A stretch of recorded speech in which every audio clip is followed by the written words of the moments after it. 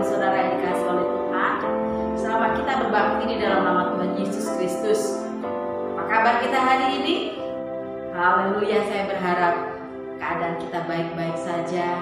Kita senantiasa dalam perlindungan Tuhan dan kita setiap hari tetap bersemangat untuk Tuhan. Mari kita akan mulai ibadah kita.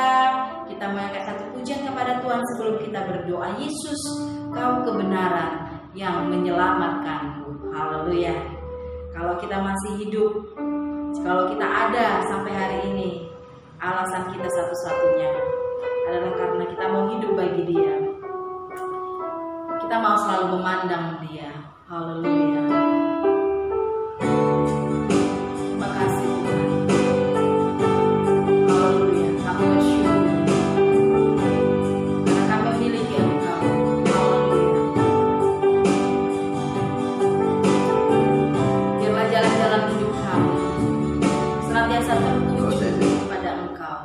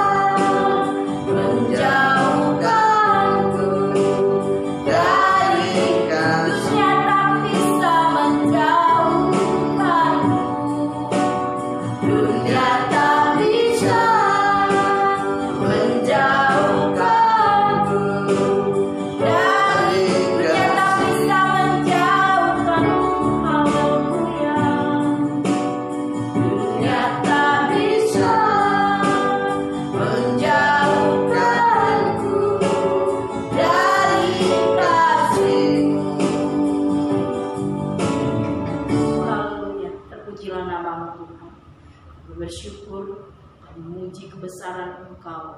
Kami bersyukur untuk anugerah Allah yang sudah menyelamatkan kami, yang melayakkan kami, orang-orang yang berdosa, boleh memperoleh pengampunan dari Engkau Tuhan. Engkau memulihkan kami, supaya kami boleh berlayak di hadapan-Mu sebagai orang-orang yang berkemenangan, sebab Engkau Yesus sudah memberi kemenangan bagi kami lewat anugerah keselamatan-Mu. Terpuji nama-Mu, kami bersyukur pada pagi hari ini. Biarlah hati kami terangkat untuk memuji, memuliakan Engkau. Dan di dalam setiap langkah kami Tuhan adalah untuk menyenangkan hati-Mu. Terpuji nama-Mu, Kau hadir di tengah-tengah kami. Biar kiranya Tuhan lewat pujian ini Engkau hadir, kami merasakan Engkau ada selalu menyertai kami. Terpuji nama-Mu, kami bersyukur hanya di dalam nama Tuhan Yesus Kristus. Kami berdoa, haleluya, amin. Puji Tuhan, Bapak Ibu Saudara yang dikasihi oleh Tuhan. Kita mengangkat satu pujian kepada Tuhan, jalan hidup orang benar. Haleluya. Jalan hidup orang benar, diterangi oleh cahaya firman Tuhan. Biarlah jalan-jalan kita diterangi. Jalan hidup orang benar, diterangi oleh cahaya firman Tuhan. Jalan hidup orang benar semakin terang hingga rembang tengah hari. Apabila ia jatuh, tidaklah dibiarkan sampai tergeletak. Sebab tangan Tuhan jua yang menopangnya dan mengangkatnya untuk kembali. Saya katakan, haleluya, jalan hidup orang benar. Haleluya, biarlah jalan hidup kita diterangi oleh cahaya firman-Nya. Haleluya.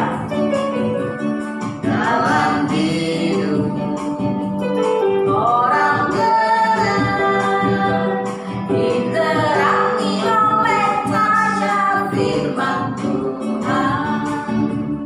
Jalan hidup orang benar semakin terang hingga rembang tengah hari. Apabila ia jatuh, tidaklah dibiarkan sampai tergeletak. Sebab tangan Tuhan jua yang menopangnya dan mengangkatnya ku kembali, dan mengangkatnya ku kembali. Haleluya, puji nama Tuhan. Bersyukur kita orang-orang yang sudah diselamatkan hidup dalam kebenarannya. Kita akan mengangkat satu pujian untuk menyiapkan hati kita mendengarkan kebenaran Tuhan, kebenaran firman-Nya. Firman-Mu yang kuasa. Haleluya. Aku datang dan ku bersujud kepadamu. Haleluya. Firman-Nya yang membuat kita tegak, firman yang membuat kita kuat, yang mengangkat kita. Haleluya. Sampai hari ini. Haleluya. Firman-Nya yang meluruskan kehidupan kita. Aku datang dan ku bersujud di hadapan-Mu. Ku rasakan Indah hadirat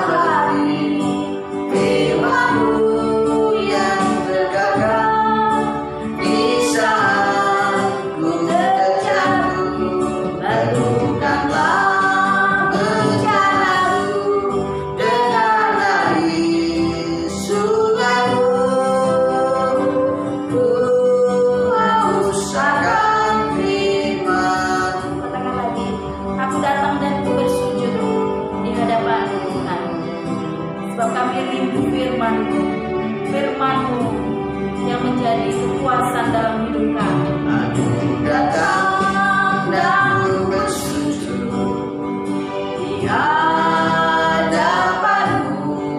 Ku rasakan indah hadirat-Mu. Lakukan mata hatiku dan seluruh jiwaku untuk ku nikmati firman-Mu yang kuasa, Firman-Mu yang kuasa untuk merubah sikap kami, Firman-Mu yang terdapat di saat ku dekatmu, bukan mengerjakanku dengan air sungai-Mu. Haus akan firman, ku haus akan firman-Mu. Ku haus akan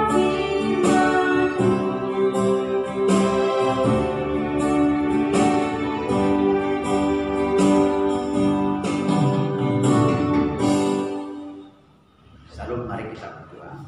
Bapa di surga, terima kasih firman pada sore pagi hari ini yang akan kami renungkan. Mari urapi hati pikiran kami untuk Yang Kudus. Terima kasih ya Tuhan, dalam nama Tuhan Yesus, haleluya. Amin. Mari kita buka firman Tuhan di dalam Matius pasal 13.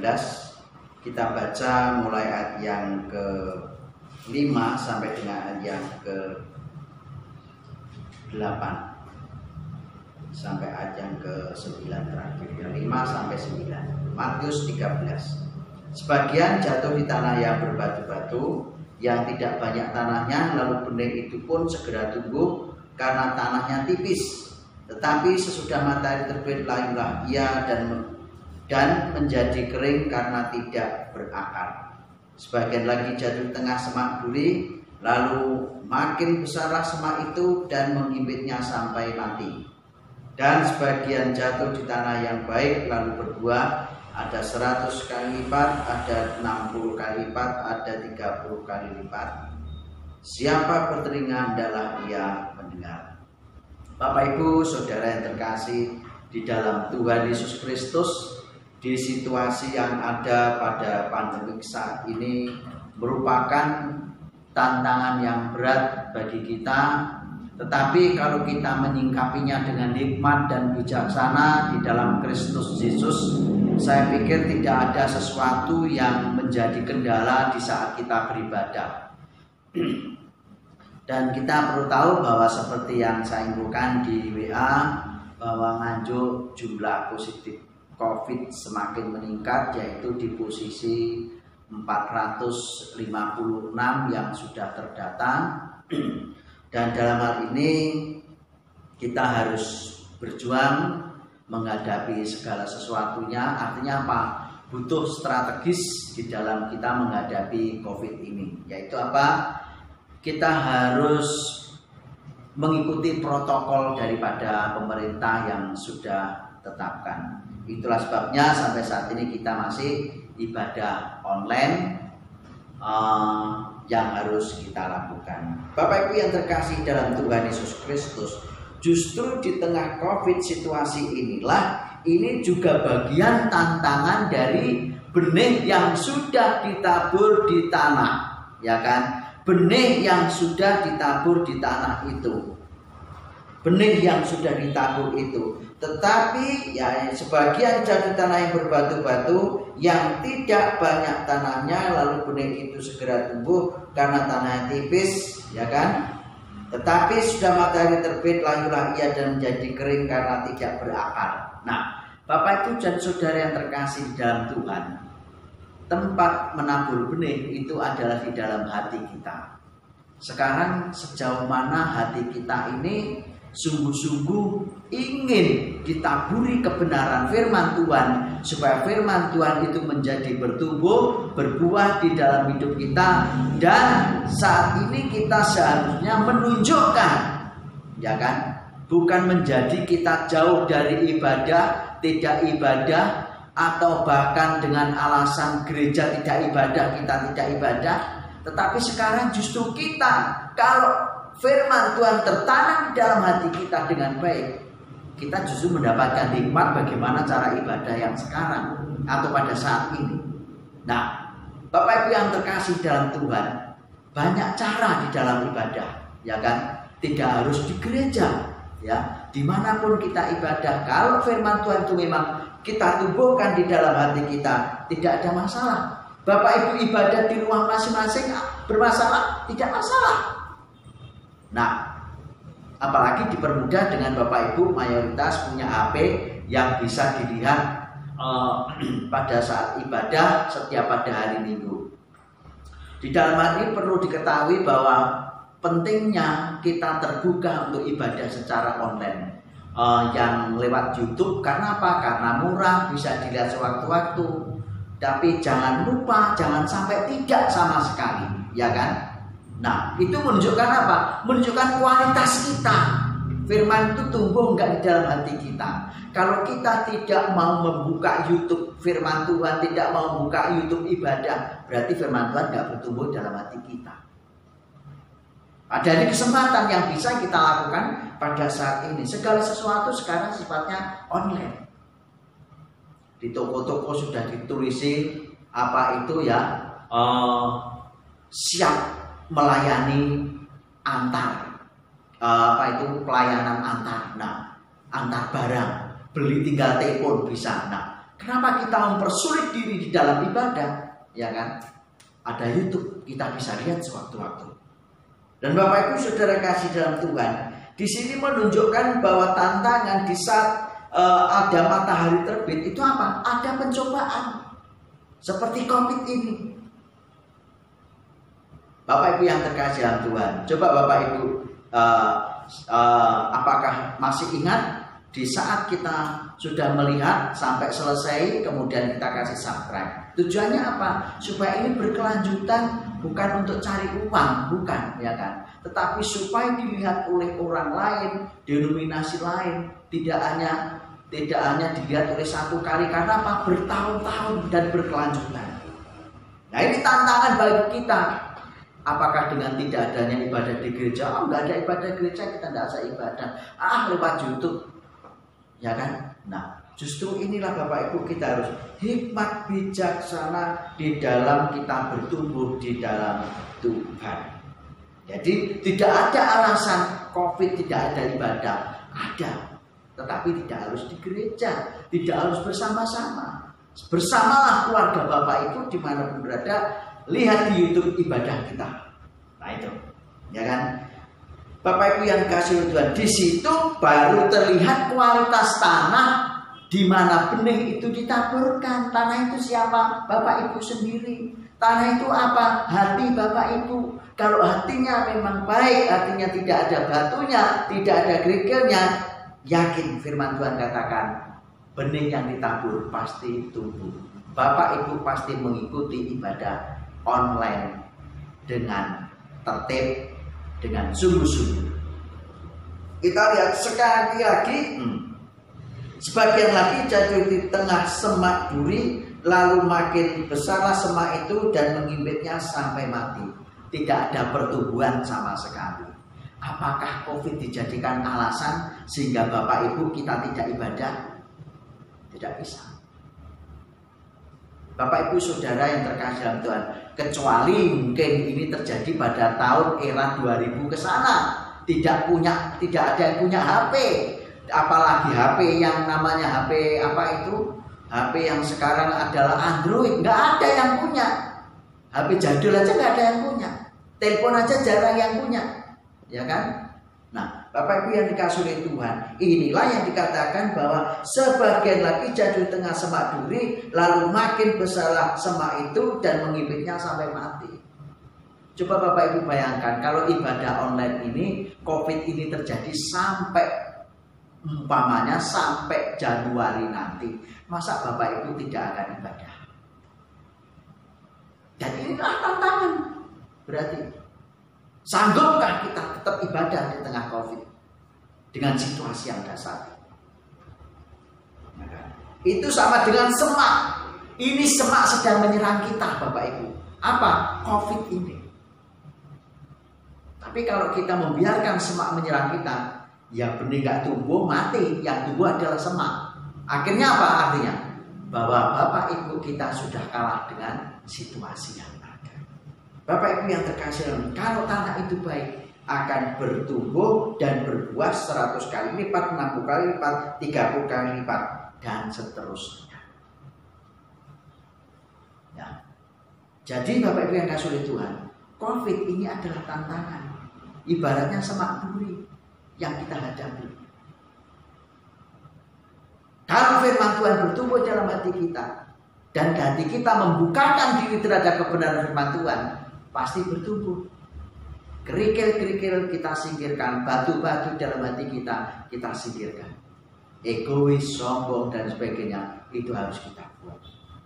Mari kita buka di dalam 1 Korintus pasal yang ketiga, dasar dan bangunan. 1 Korintus pasal 3 ayat 10 sampai dengan yang ke-23. Saya tidak baca semuanya Bapak Ibu yang dikasih oleh Tuhan. Ayat yang ke-12 nanti sekiranya selesai akan saya selesai. Entahkah orang membangun di atas dasar ini dengan emas, perak, batu permata, kayu, rumput kering ataupun jerami, sekali kelak pekerjaan masing-masing orang akan nampak. Bapak Ibu yang kasih dalam Tuhan, bagaimana kualitas kita, hubungan kita dengan Tuhan suatu kelak akan nampak. Dan nampaknya bagaimana? Bisa saja saat ini di situasi COVID, Bapak Ibu buka YouTube, ibadah apa tidak? Bapak Ibu mengikuti ibadah online apa tidak kalau tidak bisa kumpul bersama? Nah ini rupanya bisa menjadi kualitas, menunjukkan kualitas perjuangan kita. Jangan sampai game dibelikan paketan, ibadah nggak beli paketan sama sekali. Ibadah, game lebih penting. Nah ini sangat salah. Itulah sebabnya apa? Kualitas pekerjaan orang akan nampak. Membangun pakai apa? Di situ. Kita lihat sekali kelak pekerjaan masing-masing orang akan nampak. Karena hari Tuhan akan menyatakannya, sebab ia akan nampak dengan api, dan bagaimana pekerjaan masing-masing orang itu akan diuji oleh api itu. Ini bagian pengujian. Akan diuji. Dan ini adalah bagian ujian. Apakah Bapak Ibu kita masih konsisten ibadah dengan online ini? Kita memperjuangkan ibadah online apa tidak? Nah di situ. Kita menyediakan waktu ibadah online apa tidak? Kita menyediakan kesempatan untuk ibadah online apa tidak? Itu tergantung daripada yang kita bangun itu dengan bahan apa. Itu akan terlihat kualitas Bapak Ibu kita semua. Ayat 14. Jika pekerjaan yang dibangun seseorang tahan uji, ia akan mendapat upah. Jika pekerjaannya terbakar, ia akan menderita kerugian, tetapi ia sendiri akan diselamatkan, tetapi seperti dari dalam api. Bapak Ibu Saudara kasihan Tuhan, sangat rugi. Kalau kita sudah bertahun-tahun percaya sama Tuhan Yesus, ikut Tuhan Yesus, dengan situasi yang ada saat ini, COVID yang ada pada saat ini, Bapak Ibu hanya karena COVID Bapak Ibu lemah. Hanya lantaran tidak ibadah di gereja Bapak Ibu menjadi lemah. Itu salah. Justru kita semakin semangat karena ini sama dengan kita menghadapi tantangan di tahun 95. Gitu loh. Jadi jangan mundur. Kita harus semakin maju, semakin kuat, semakin sungguh-sungguh di dalam Tuhan. Karena adalah ujian di akhir zaman. Kualitas bangunan kita akan teruji di sini. Cinta Tuhan apa tidak? ikut Tuhan sungguh-sungguh apa tidak? Kita akan terikat di sini, Bapak Ibu. Jadi tidak punya alasan online dijadikan alasan tidak ibadah, tidak bisa. Kecuali Bapak Ibu tidak punya HP sendiri, ya kan? Dan tidak ada HP di lingkungan keluarga Bapak Ibu, itu baru alasan. Dan kalau tidak ada HP di lingkungan keluarga Bapak Ibu, ya kami akan siap. Tapi Bapak Ibu punya HP, lakukan itu. Mari kita sementara saat ini kita menghadapi ujian yang ada saat ini dengan penuh ketekunan ibadah secara online. Jangan ditinggalkan, jangan diabaikan, ya kan? Jangan menunggu ibadah nanti, nunggu kalau COVID sudah selesai. Saya yakin Bapak Ibu kita sudah jauh daripada Tuhan. Karena apa? Karena sudah berbulan-bulan kita tidak ibadah. Sudah berbulan-bulan tidak bersekutu dengan Tuhan. Dan di sini kualitas kita sedang diuji. Apakah kita memang orang yang cinta Tuhan apa tidak dengan adanya ibadah online ini? Kita diuji. Jadi nggak ada alasan. Tidak ada alasan. Lemah, tidak ada alasan. Tidak ibadah, tidak ada alasan. Karena online akhirnya kita lupa ibadah. Karena online kita lebih baik memikirkan yang lain. Ibadah harus tetap menjadi skala prioritas di dalam kehidupan kita. Walaupun online. Tuhan Yesus memberkati. Terima kasih Tuhan, kebenaran firman-Mu pada sore hari ini meteraikan di dalam hati pikiran kami. Pada kesempatan ini biarlah Roh-Mu yang kudus yang bekerja atas kami, sehingga kebenaran firman-Mu sungguh-sungguh tertanam dalam hati kami. Sedang pengadaan ujian bagi kami dengan situasi yang ada ini, supaya kami semuanya ya Tuhan Yesus bertumbuh di dalam Tuhan. Tuhan kehendaki supaya kami tidak punya alasan tidak ibadah, walaupun kami tidak bersama di gedung gereja ya Tuhan. Tuhan punya rencana yang lebih indah dari segala sesuatunya, supaya keluarga demi keluarga menjadi saksi Tuhan, menjadi pos-pos pemuliaan nama Tuhan. Terima kasih ya Tuhan Yesus, terima kasih. Kami bersyukur kepada-Mu.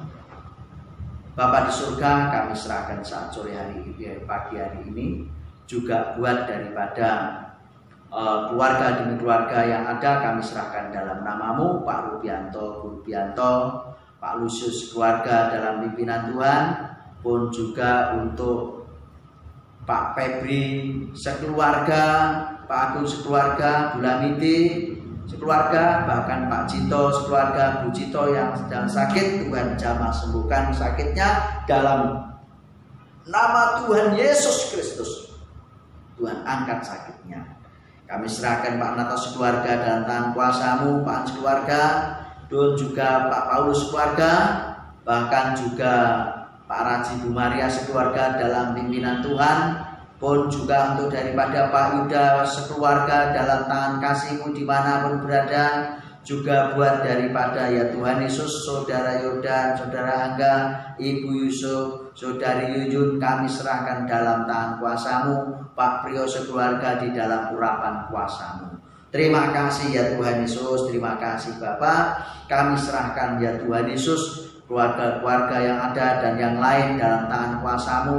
Tuhan campur tangan pakai bagi kemuliaan-Mu dimanapun Bapak Ibu Saudara kami berada, untuk ibadah dengan prioritas ibadah bersama secara online yang sudah Tuhan fasilitasi, supaya kami bertumbuh. Kami serahkan ya Tuhan kayak dalam pimpinan Tuhan dari pusat sampai daerah yang akan muda sekalipun kongres juga nanti, Tuhan campur tangan. Kami serahkan ya Tuhan sinode hidup gereja lain dalam tangan kasih-Mu ya Tuhan, dalam setiap tantangan yang ada saat ini, bahkan saudara-saudara kami seiman ya Tuhan di Nganjuk secara khususnya, kami serahkan dalam nama-Mu.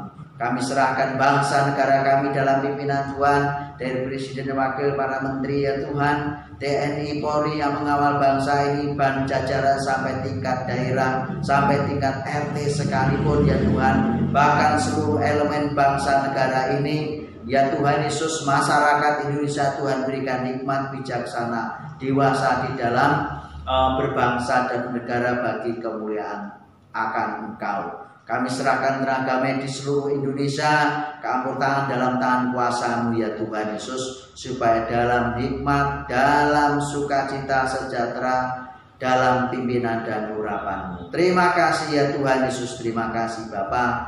Kami serahkan ya Tuhan akan doa kami pada pagi hari ini di dalam tangan kasih-Mu Tuhan kami Yesus Kristus. Biarlah damai sejahtera, kekuatan dan kuasa dari Allah Bapa, Putra dan Roh Kudus melimpah atas Bapak Ibu Saudara sekalian, dari sekarang sampai selama-lamanya. Yang sakit Tuhan sembuhkan, yang lemah Tuhan kuatkan, yang susah Tuhan yang menghiburkan. Di dalam nama Tuhan Yesus. Haleluya. Amin.